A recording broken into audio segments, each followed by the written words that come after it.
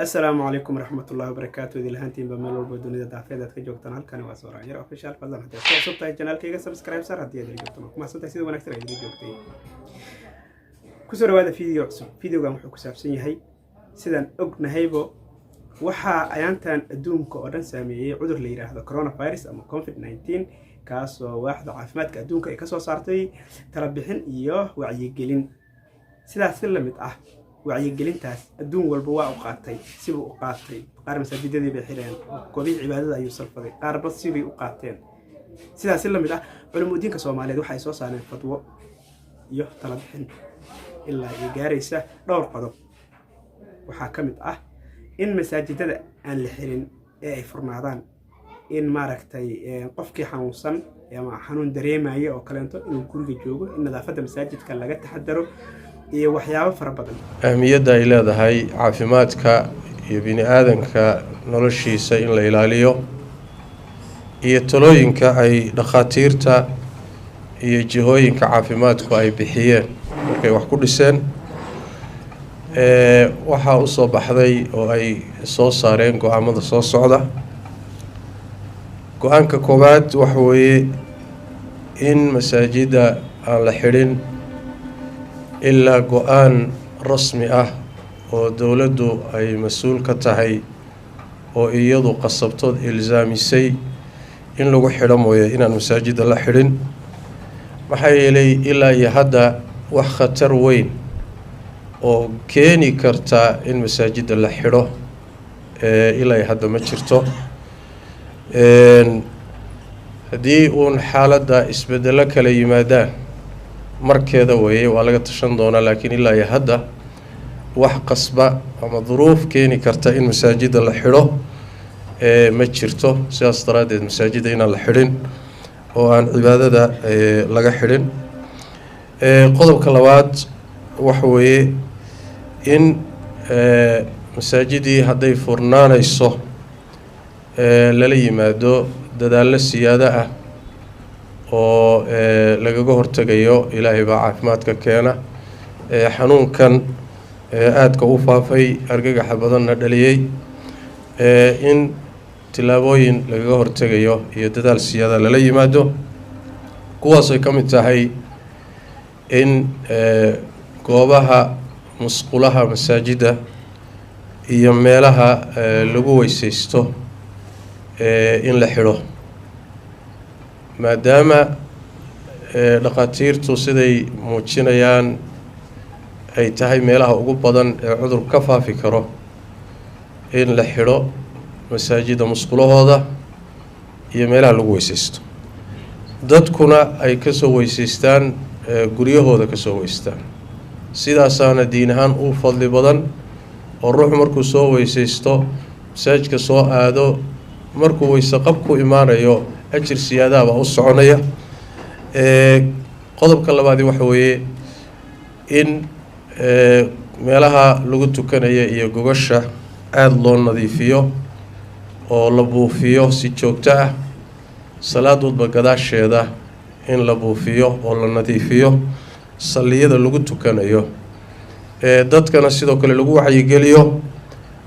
هذا يسوق هذا كران صليه iyagu si gooniya u wataana in lagu wacyigeliyo laakiin dadaal siyaada lagu bixiyo nadiifinta goobaha lagu tukanayo iyo buufintooda qodobka saddexaad waxa weeye shariicadeenu maadaama ay shariicada waaqica dadka caafimaadkooda iyo noloshooda iyo xaaladda marka taagan la falgasho ay tahay dadka da'da ah iyo dadka xanuunada xasaasiyadda iyo neefsigu dhibayo ama neefta qaba ama sanbabada ka jiran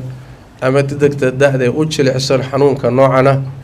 waxa lagu la talinayaa inaysan imaanin salaadaha jamaacada oo ay ku tukadaan guryahooda iyo meelaha ay degan yihiin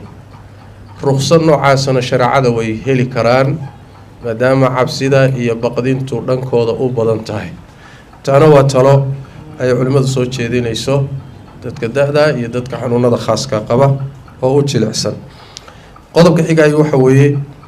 in mar walba aymada masaajida iyo maamuladoodu inay mar walba ay la socdaan talooyinka iyo tawjiihaadka ka imaanaya jihooyinka rasmiga ah ee muxuu ahay ku shaqo leh xanuunka gaar ahaan jihooyinka caafimaadka ee rasmiga ah mar walba talooyinka ka imaanaya in la qaato la ilaaliyo isla markaa haddana la iska ilaaliyo jihooyin kaloo waxaa jira aan rasmi ahayn oo faafiya social media inta badan ku faafiya macluumaad aan sax ahayn inta badanna abuuraya argagax iyo halac fara badan mujtamaca ku abuuraya in kuwaana la iska ilaaliyo jihooyinka rasmigaana mar walba laga tala qaato tawjiihaadkooda iyo tala bixintoodana mudnaan la siiyo waxaa kaleeto ka mid a qodobada la qaatay in mar walba masaajida iyo maamuladooda iyo aimadoodu ay dhakhaatiirta ku casuumaan masaajida oo ay dhakhaatiirtu bulshada siiyaan tawjiihaad ku aadan xanuunkan iyo sida la isaga ilaalin karo iyo waxyaabaha keena iyo calaamadihiisa in iyadana sidoo kale dhakhaatiirta lagu marti qaado waxaa ka mid a dadka calaamadaha xanuunkan lagu sheegay isku arka ama qufac ama hargab siyaada ama qandho ama calaamado noocaas oo kale ruuxii dareema isagana waxaan kula talinaynaa inuusan masaajida imaanin isaga tukado goonidiisa u tukado maxaa yeelay sida la sheegay xanuunkani waa qarsoonaan karaa marka hore hargab waa u ekaan karaa si uusan markaa uusan u sababin inuu dad kaleeto uu u gudbo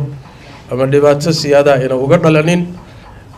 calaamadahaasi hargab caadina way noqon karaan xanuun caadina way noqon karaan xanuunkiina way noqon karaan taxadarku mar walba meesha waa ku jira marka dadka calaamadaha xanuunka dareema inaynan imaanin masaajida iyo goobaha caamka ayadana insha allahu tacaala talooyinkay ka mid tahay talooyinka waxaa ka mid a in masaajida xilliyada la joogayo iyo xilliyada la soo galayo in la cidhiidhiyo oo la yareeyo sababtuna ay tahay in la xakameeyo talooyinka iyo irshadaadka hay-adaha caafimaadkana la tixgeliyo oo xilliga masaajidka la soo galayo iyo xilliga laga baxayo muxuu ahaay waxoogaa sidii hore wax laga bedelo isla markaa haddana dadweynaha waxaan ka codsanaynaa tawjiihaadka a'imada iyo maamulada masaajida inay qaataan wixii ku saabsan xilliyada iyada insha allahu tacaala gaar ahaan khudbada jumcada in aada loo gaabiyo hadday aada u dheeraato 20 daqiiqo haddii kale 10 daqiiqo 15 daqiiqo in lagu soo gaabiyo insha allahu tacaala oo muddooyinkaasi aada loo xadido waxaa kaleetoon ummadda muslimka ugu baaqaynaa xanuunadan ilaahay baa keenay ilaahay baana qaadi karaya asbaabta lagu qaadana waxaa ka mid ah taxadarkaas faraha badan iyadoo la sameynayo haddana in ilaahay loo noqdo oo ilaahay la baryo oo ilaahay loo tadaruco oo la toobad keeno dambi dhaaf la weydiisto oo muxuu ahay la ducaysto ilaahay tabaaraka wa tacaala inuu xanuunadan intii uu ku dhacayna ka caafiyo intii kaleetana ilaahay ka ilaaliyo asbaabta iyadana ka mid tahay keliyata uun dadaalkeennan inaga aan samaynayno wax ka muhiimsan baa jiro ducada iyo ilaahay xaggiisa in loo cararaa iyadana wax weeye talooyinka ayay ka mid tahay waxaan mudan runtii inaan u mahadcelino ilaahay baa mahadda maanteed iska leh tabaaraka wa tacaala laakiin waxaa mudan inaan runtii tanwihino mowqifka xukuumadda oo ah inay runtii tixgelin khaasa siisay goobaha cibaadada oo runtii aan markiiba go-aankii ugu horreysay lagu darin in la xidho goobaha cibaadada waxaana sii xoojinaynaa goobaha cibaadadu waa goobaha ugu dambeeya ee go-aan laga qaato waay waxaanan leenahay go-aanka ku saabsan goobaha cibaadada in mar walba dadka ahlul muxuu ahaay ehelka u ah taladooda aan laga tillaabsanin oo culimada muslimiinta khaasatan la tixgeliyo markii ay noqonayso dowladdu inay go-aan ka soo saarayso goobaha cibaadada arrintaana waa uga mahad celinaynaa waxaa kaleeto oon runtii mudan iyadana inaan kelimad tawjiihiya dhahno waxaa jira masaajid magaalada ku yaalla waliba masaajidii ugu waaweyne qeybo ka mid a oo la xidhay oo maanta iyo shalay qeyb ka mid a xidhnaa iyadana waxaan leenahay masaajidda waxaan codsanaynaa in dib loo furo wixii tadaabiir iyo muxuu ahay process ijraa'aad la isku yani dadaal la sameyn karo taxadar hal la sameeyo laakiin masaajida inaan la xidhin welina ma gaadhan xilli lagu dhiirado runtii masaajid ilaahay oo lagu cibaadaysanayo in la xidho waxaan isleenahay weli lama gaadhin ilaahayna xilli aan gaadhno iyo duruuf aan ku gaadhno ilaahay naga ilaaliyo laakiin waxaan leenahay masaajidii dib ha loo furo waxaa kaloo leenahay isku talaha laga ahaado hadda kadib wixii ku saabsan masaajida hal masjid hadduu go-aan qaato runtii ummadda inteeda kale o dhan iyo ducfaruur ku sameynaya aimadii masaajida reer Mombasa ayaa maanta hadlayay oo iyaguna sidan hadda aan u hadlayno kale go-aan u soo saaray reer North Eastern sidoo kale culimadii joogtay iyo aimadii ayaguna go-aan noocan oo kale bay soo saareen oo masaajida inaan la xidhin laakiin wixii dadaal la sameeyo marka waxaan leenahay masaajidii la xidhayna dib ha loo furo hadda kadibna go-aan hal masjid iyo laba masjid yaan ummadda loo qaadanine talo la isugu yimid oo loo midaysan yahay oo culimada loogu yeedhay oo dhinac walba laga fiiriyey go-aamada noocan oo kale ha lagu qaato baan leenahay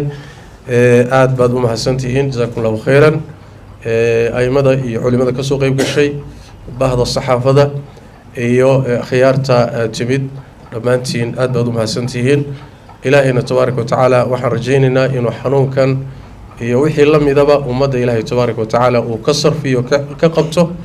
intuu ku dhacayna ilaahay inuu ka caafiyo aafaadka kale samaawigaana ilaahay tabaaraka watacaala ina garamariyo jazaakum allahu khayran assalaamu calaykum waraxmat ullahi wabarakaatu